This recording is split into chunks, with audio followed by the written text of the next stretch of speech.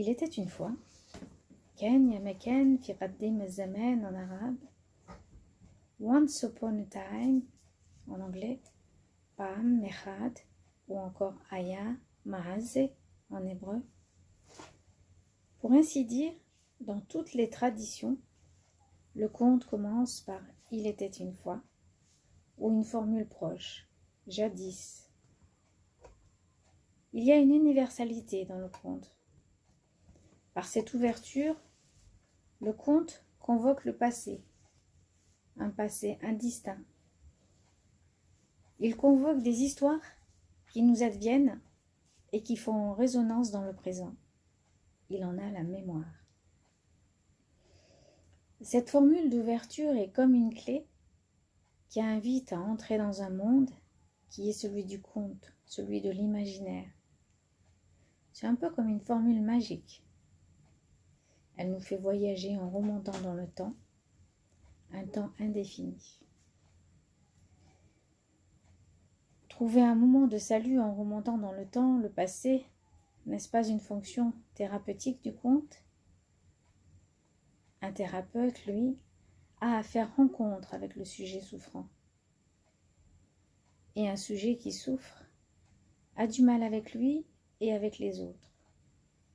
Et une société avec des sujets souffrants est une société où le vivre ensemble est en souffrance. En thérapie, il y a à remonter dans l'histoire du sujet, histoire parlée dans le présent. Cette remontée est double, avant même la souffrance. Et dans ce double mouvement, remonter avant la souffrance, de façon à ne pas être dans un présent artificiel qui ne passe pas et dont on est prisonnier, dont on est aliéné.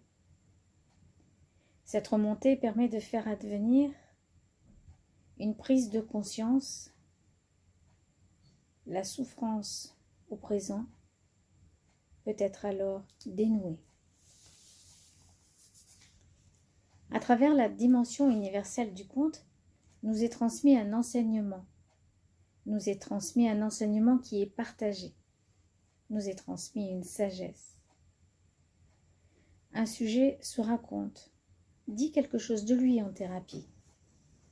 Le conte, lui, dit quelque chose de nous. Le conte part de l'idée de raconter, partageant dans le cercle. Et l'enjeu, c'est cette sagesse qui est au centre. On ne fait pas l'aumône d'un conte. On en est membre, comme les différentes perles d'un même collier. Ce temps de « il était une fois » est le temps de l'ouverture de chaque chose. Ce temps de « il était une fois » est l'ouverture de tous les présents. Le conte nous connecte à une époque primordiale, commune à tous. Le conte, dans ce « il était une fois », pose la question de une fois et pas deux. Ça insiste sur le un, renvoyant à la question de l'unité du divin. Dans les contes, les êtres sont reliés à une unité primordiale. Dans le conte, un homme peut être un animal peut être un humain. Il y a mise en unité et effacement de la différence. Il était une fois. Cette expression désigne une époque précise, mais sans préciser laquelle, donc toutes les époques. Il y a là un temps primordial, d'où découle tout le reste. Le conte permet à chacun d'être à l'unisson, une des conditions du vivre ensemble en paix. Le « il était une fois » il mélange à la fois de temporalité et d'intemporalité. Le « il était une fois » désigne la notion de temps elle-même, une fois, chaque fois. En voyant à la théorie de l'éternel retour, on remonte à un temps d'où le reste découle.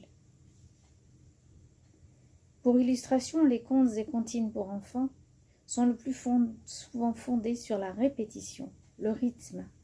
1, 2, 3. 1, 2, 3. Il s'agit là de répéter aussi pour que dans cette répétition se loge la souffrance répétitive de l'autre qui lui permet de s'en libérer.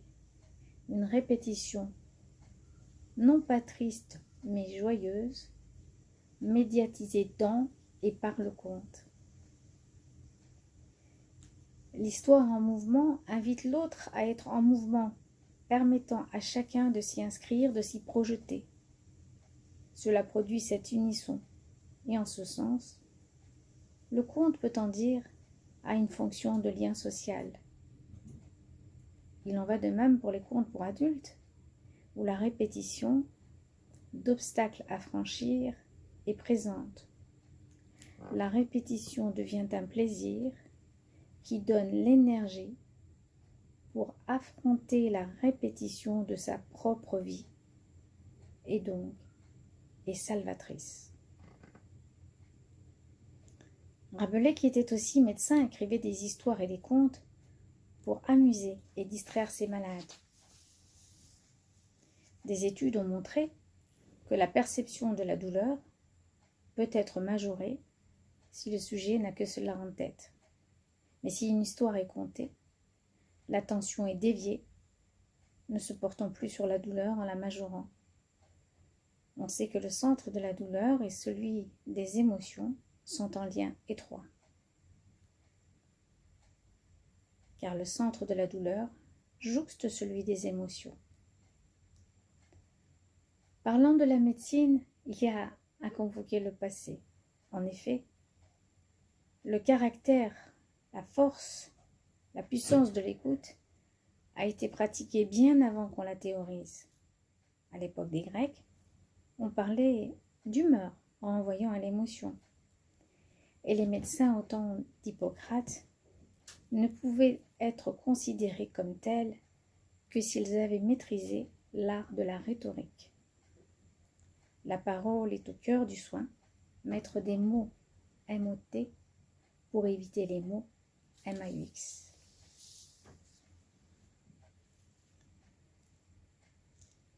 Les épreuves sont des étapes nécessaires à une initiation. Dans le conte, la parole est riche d'enseignements et on s'enrichit des épreuves. Nul ne peut se soustraire aux épreuves, aux angoisses. L'initiation participe de l'éducation, éducare, qui signifie faire sortir d'eux, conduire ailleurs. Dans l'initiation, le parent, l'éducateur, l'autre, par une parole accompagnatrice, favorise le passage, le passer le seuil, la porte. Les épreuves sont-elles des portes, des seuils à franchir pour aller vers soi, pour aller vers l'autre. L'épreuve est un enseignement, c'est une promesse de renouveau. On passe, chemin faisant, de l'intériorité à une autre intériorité. Il y a à perdre pour gagner. Il est un proverbe soufi, donc un proverbe, ou plutôt une pensée universelle qui dit « Ce que tu gardes, tu le perds, ce que tu donnes, tu le gagnes ». Il est une autre pensée universelle qui dit « Ce qui est donné reste à soi pour toujours ». L'âme est riche de la qualité qu'il faut pour donner. Parlant de la perte, de la séparation, il y a là à évoquer le Ney. Le Ney dont parle Rumi au cœur d'un de ses plus grands ouvrages littéraires persans. Le Ney est un roseau qu'on a coupé et vidé, dont on a fait une flûte. Il chante la plainte d'avoir été coupé, et sa plainte renvoie au souvenir de l'unité quand il était un parmi les roseaux. Le Ney raconte une histoire il se lamente de la séparation.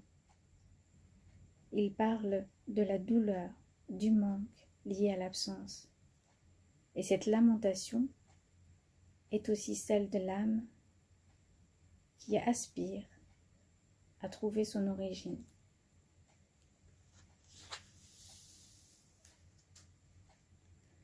Les contes sont empreints de thématiques universelles, la peur de l'abandon, de la perte, de la séparation, du désamour, de la violence. La peur peut être même irrationnelle. Il en est de ce conte de Nasr ad-Din Hoja, un conte issu de la tradition soufie. Nasr ad-Din est un personnage mythique de la tradition soufie. Je m'en vais vous le conter. Un jour, la peste était en route pour Bagdad quand elle rencontre Nasr ad-Din. « Où vas-tu » lui demanda-t-elle. Plutôt lui demanda-t-il. La peste répondit « à Bagdad pour tuer 10 000 personnes. » Plus tard, la peste croisa de nouveau Nasr ad-Din. Très en colère, ce dernier lui dit « Tu m'as menti. Tu as dit que tu tuerais 10 000 personnes et tu en as tué 100 000. » Et la peste de répondre « Je n'ai pas menti. J'en ai tué 10 000. Les autres sont morts de leur peur. » Conte d'actualité. Reprenant la question de la perte et du passage, il est un passage essentiel, celui de la naissance. Passage du dedans, la vie intra-utérine, au dehors, naître au monde. Françoise Dolto, la psychanalyste, la célèbre Françoise Dolto disait « Il est un risque dans la vie, celui de ne pas se risquer à exister. Pour naître au monde, il y a à se séparer.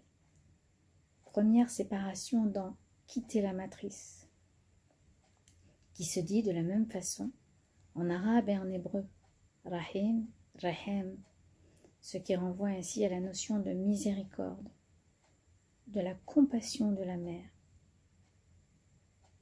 Car l'amour est au fond de toute chose, fondement même de toute chose. On ne peut se sentir exister que dans le regard bienveillant de l'autre. C'est la relation qui soigne, qui fait de nous des vivants. Le bébé quittant cette matrice crie, respire. Ses bronches s'ouvrent. Respirant, il est dans ce double mouvement, inspiration, expiration. Être inspiré. N'est-ce pas être respiré par plus haut que soi?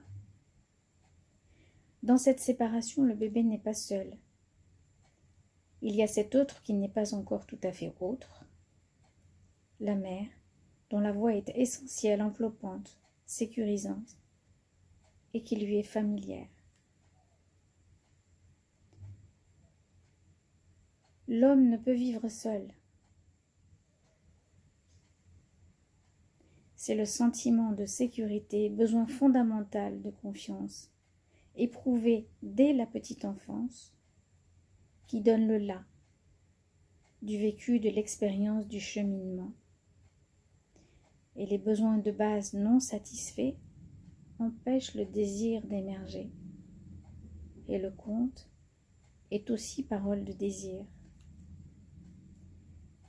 Les enfants aiment à se faire peur, à avoir peur, en sont même fascinés. Par exemple, le conte du loup, ils en redemandent, fascinés par la peur évoquée, mais la dépassent, car se sentent portés par cette confiance, inspirés par la voix de l'autre, enveloppante. Comme au temps de la prime enfance, et même le temps primordial, intra-utérin. D'ailleurs, le bébé ne mange que parce qu'il aime et qu'il se sent aimé. La nourriture est le symbole même de l'affect. Grâce à cet attachement sécure.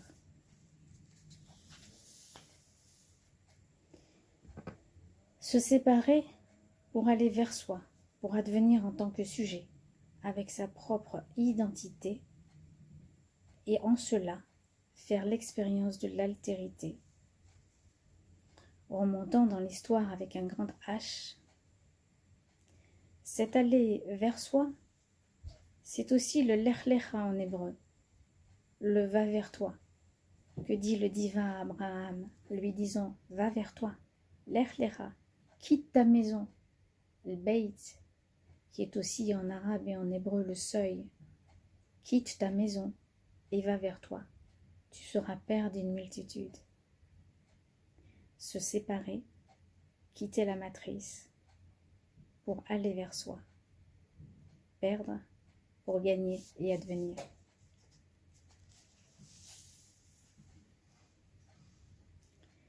Il y a fort longtemps dans ma pratique, à mon premier jour, j'ai vécu une expérience qui m'accompagne depuis lors.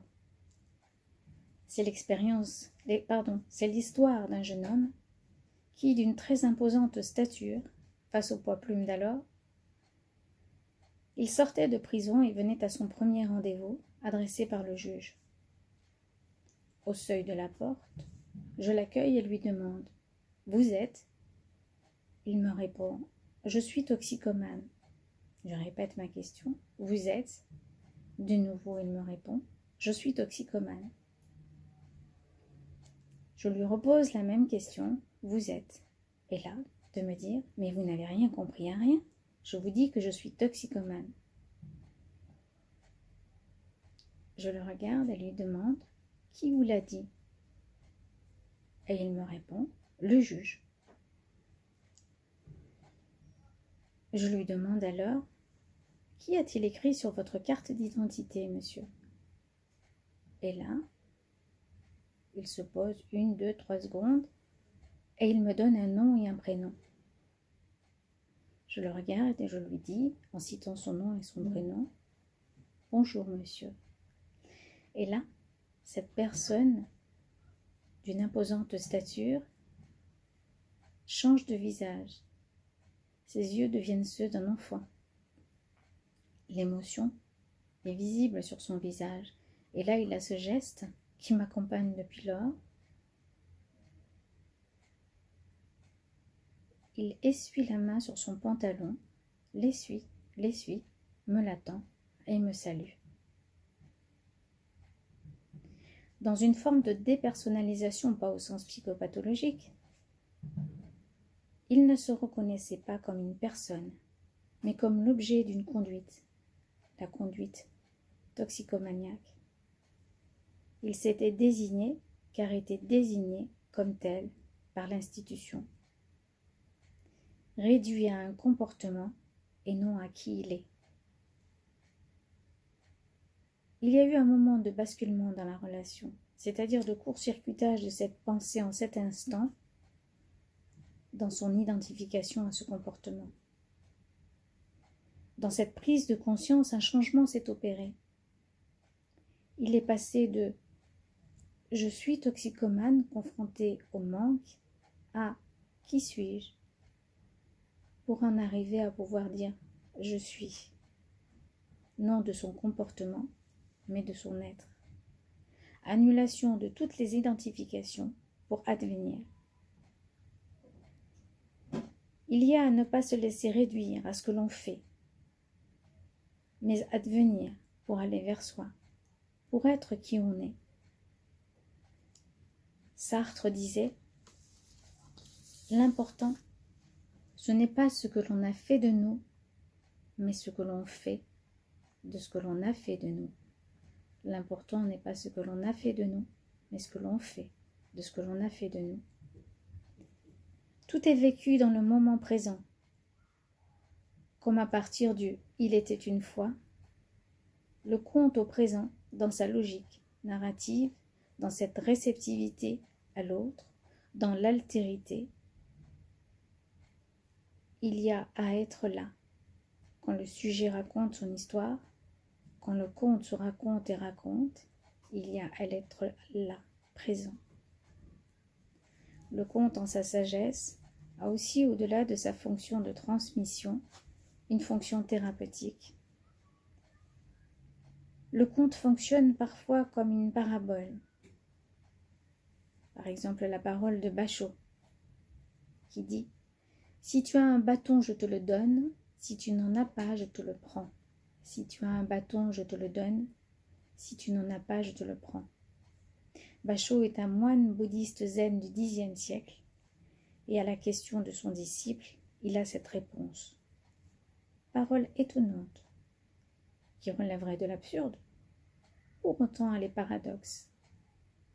Un paradoxe qui, faisant sens, devient parabole. Dans cette parabole de Bachot, il y a l'idée d'un miroir. Il n'y a plus de différence entre toi et moi.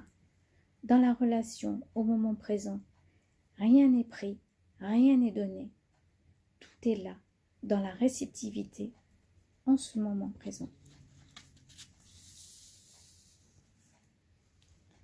Dans le conte, il y a une force de justice.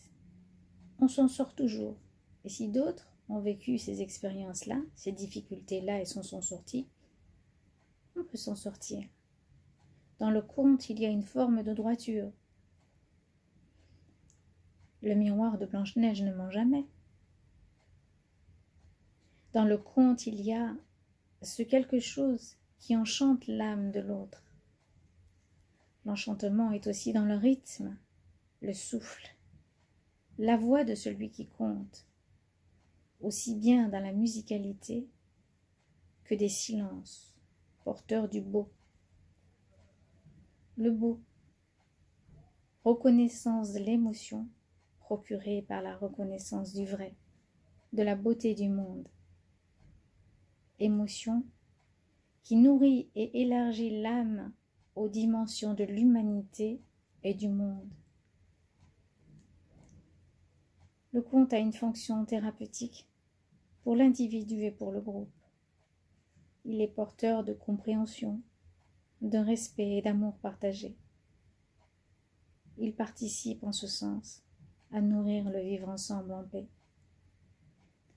Au fond, c'est ce qu'avait bien compris et transmis le poète soufi Ibn Arabi dans son poème sur l'amour. Ainsi, il était une fois كان يا مكان في قديم الزمان One upon a time